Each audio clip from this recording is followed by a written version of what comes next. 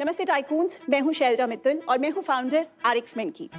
RxMen ना तो एक सप्लीमेंट ब्रांड है और ना ही एक D2C health care product brand. RxMen है एक मेंस हेल्थ इकोसिस्टम जहां मेन आकर अपना सिम्टम बताते हैं और हमारा सिस्टम उसका रूट कॉज समझ के उस रूट कॉज पे बेस्ड एक टेम्पलेटाइज ट्रीटमेंट जर्नी शुरू कर देता है। उस जर्नी में राइट टाइम पे medical guidance, medicine, right time पे लैब टेस्ट और उसकी प्रोग्रेस की ट्रैकिंग जो कि बहुत जरूरी है, क्योंकि what can not be measured can not be improved.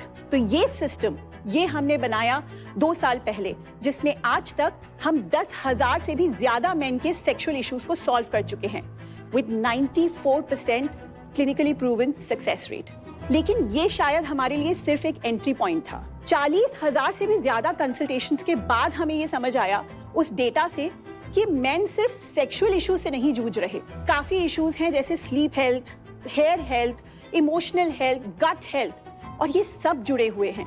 गट और ब्रेन, इन दोनों में से कोई भी आउट ऑफ सिंक हुआ तो इन सब पे इम्पैक्ट हो सकता है, जैसे कि स्लीप, उनकी इमोशनल हेल्थ, उनकी सेक्सुअल हेल्थ। हमारा विजन है कि हम इंडिया का सबसे बड़ा मेंस हेल्थ इकोसिस्टम बनाएं, जो मेन की प्रॉब्लम को किसी क्विक फिक्स दवाई से नहीं, root cause based treatment journey से सॉल्व करे, जिस तरह हमने सेक्सुअल हेल्थ इश्यूज को सॉल्व किया है। और इसी इकोसिस्टम को बनाने के लिए हमारी आपसे मांग है 2 करोड़ रुपए 4% इक्विटी के लिए।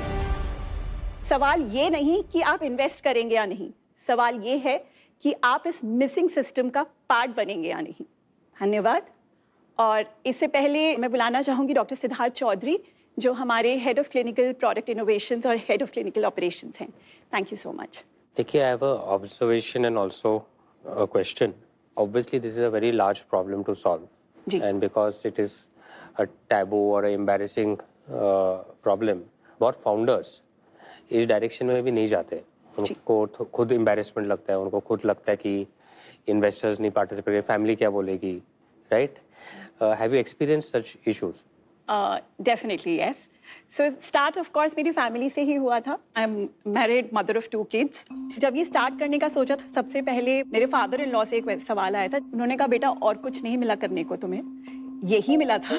तो मैंने उन्हें बिठाया और मैंने कहा कि आपको मुझ पे इतना विश्वास है कि मैं कुछ करूंगी तो ऐसा नहीं करूंगी कि जो गलत होगा या किसी का बुरा करेगा या आपका सर झुकाएगा, इतना विश्वास मुझ पे है। तो उन्होंने कहा हाँ। फिर मेरे पेरेंट्स भी कह लीजिए कि उन्हें भी ये बताने में शर्म आती थी कि हमारी बेटी क्या करती है, तो स्टार्टिंग में वो कहते थे कि कुछ तो फर्टिलिटी बेस्ड करती है। लेकिन नाउ दे आर प्राउड कि जब मैं उन्हें सुनाती हूँ, जब मैं कभी टेस्टिमोनियल आता है कोई तो वो सुनाती हूँ, एंड दे से कि नहीं नहीं बेटा, तो बहुत अच्छा काम कर रहे हो। बट आपको ये करेज कहाँ से मिला? बिकॉज वो करेज ही फाउंडर को आगे बढ़ाता है। मैं कहूँगी करेज मुझे मेरी मदर, मेरी मदर हमेशा बहुत ज्यादा रॉक सॉलिड सपोर्ट रही हैं। उनका एक सपना रहा हमेशा कि मेरी बेटी जब होगी तो बहुत ही सेल्फ डिपेंडेंट होगी। तो वो एक जो थॉट है that pushes me always. No, I think everybody should give her applause for this courage. Amazing Selja.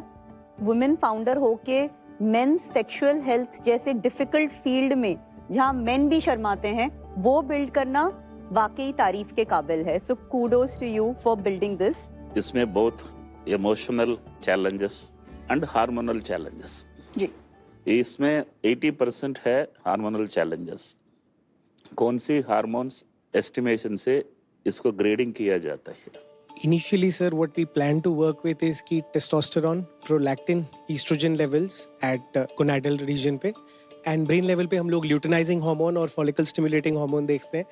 And अगर पेशेंट का एज या डाइट या लाइफस्टाइल रेकमेंड करता है तो हम लोग HbA1c, vitamin B12, vitamin D3 basic test इसमें कवर करते हैं। ना, ऐसा तो सिर्फ 1-2 हार्मोन नहीं है। फीमेल का 1 डजन हार्मोन्स होता है, मेल का 1 डजन हार्मोन्स होता है। तो अगर उसमें से डायग्नोसिस होकर उसमें ट्रीटमेंट देकर उसका लेवल नॉर्मलाइज किया जाएगा तो ये 90% ठीक होता है। लेकिन उसके बाद ब्रेन और guts place a very big role. मुझे ऐसा एक फीलिंग है बैक एंड में लेबोरेटरी जिसके साथ आप कनेक्ट करेंगे उसमें से आपको बहुत सारा सपोर्ट मिलेगा। Very right sir.